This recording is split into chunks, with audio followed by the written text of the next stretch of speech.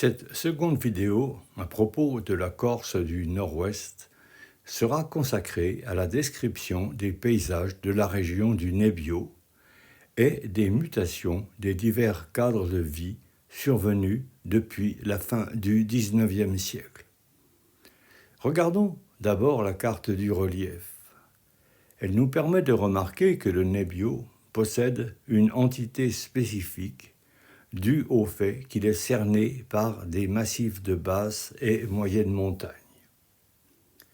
À l'est est situé le massif des Agriates, qui culmine au niveau de la chaîne du Tende et sépare la région du Nebbio de la dépression de l'Osticonie.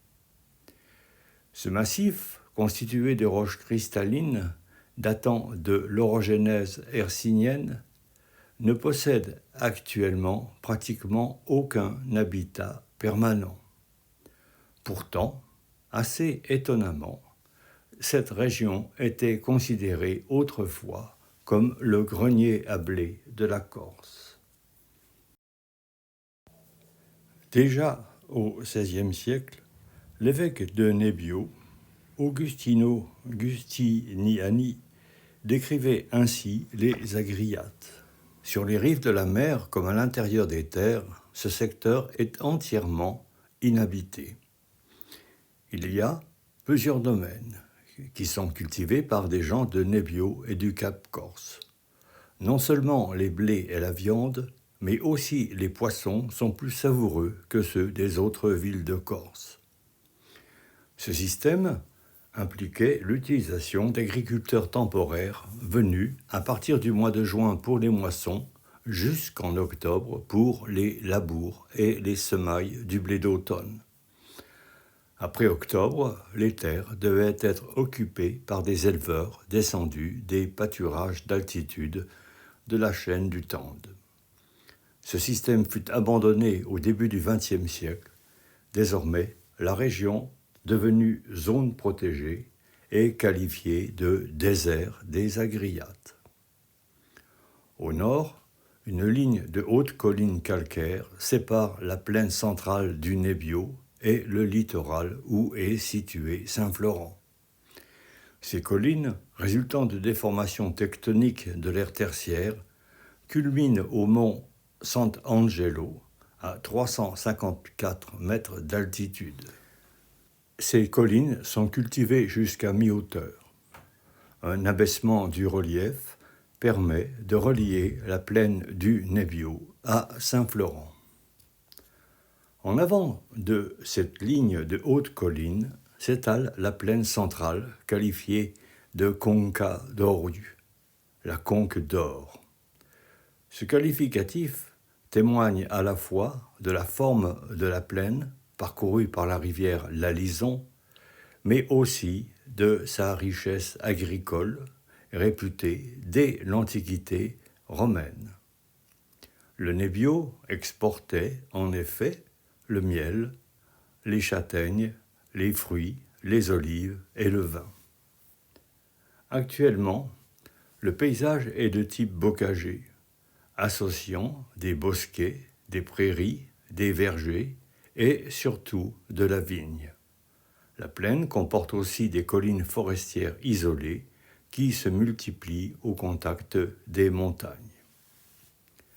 Les paysages les plus intéressants du Nebbio se déploient à l'est, avec la ligne de montagnes de schiste lustré apparue lors de l'orogénèse alpine.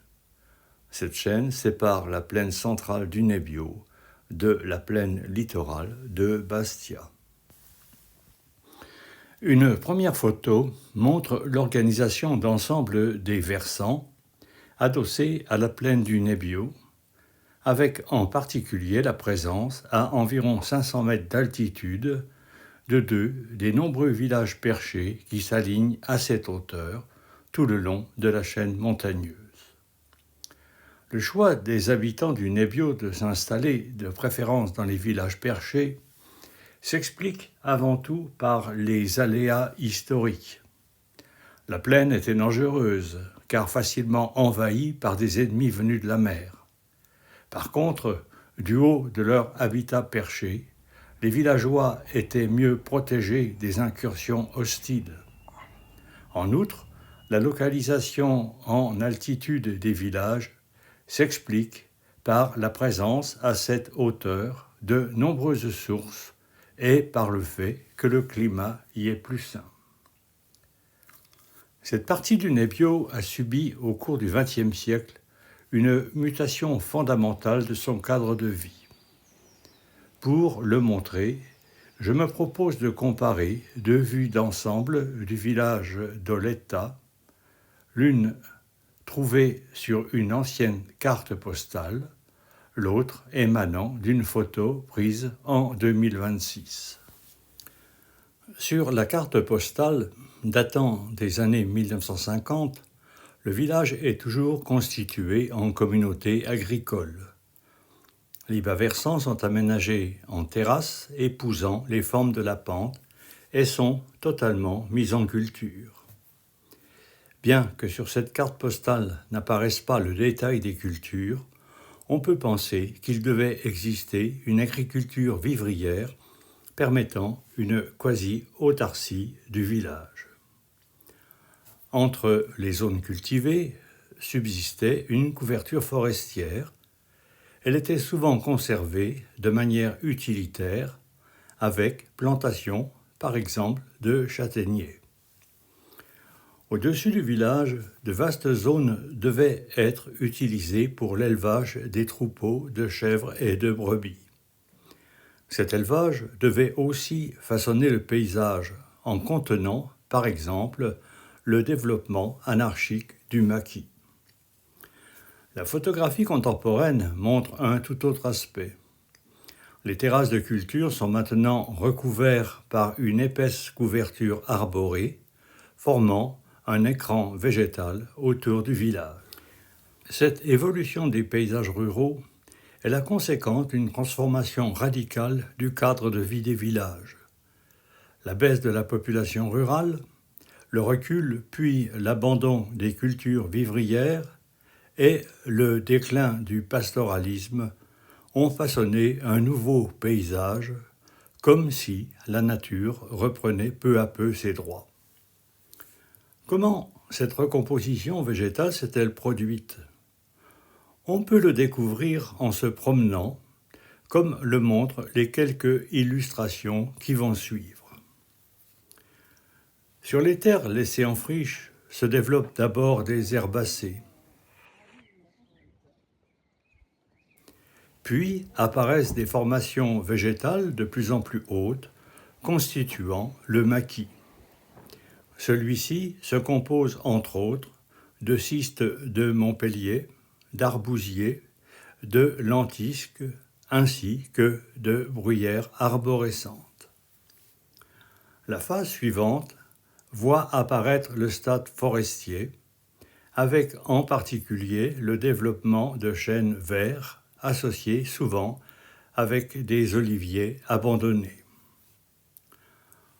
Lors de promenades, on peut aussi apercevoir les anciens murets des terrasses, colonisés ici par des chênes verts.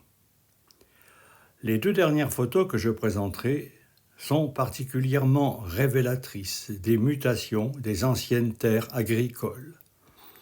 Les anciens chênes lièges, sous lesquels s'abritaient autrefois les animaux, sont désormais entourés de taillis difficilement pénétrables. Cette évolution du paysage végétal s'accompagna bien entendu d'une évolution de l'aspect des villages. C'est ce que je montrerai dans ma prochaine vidéo.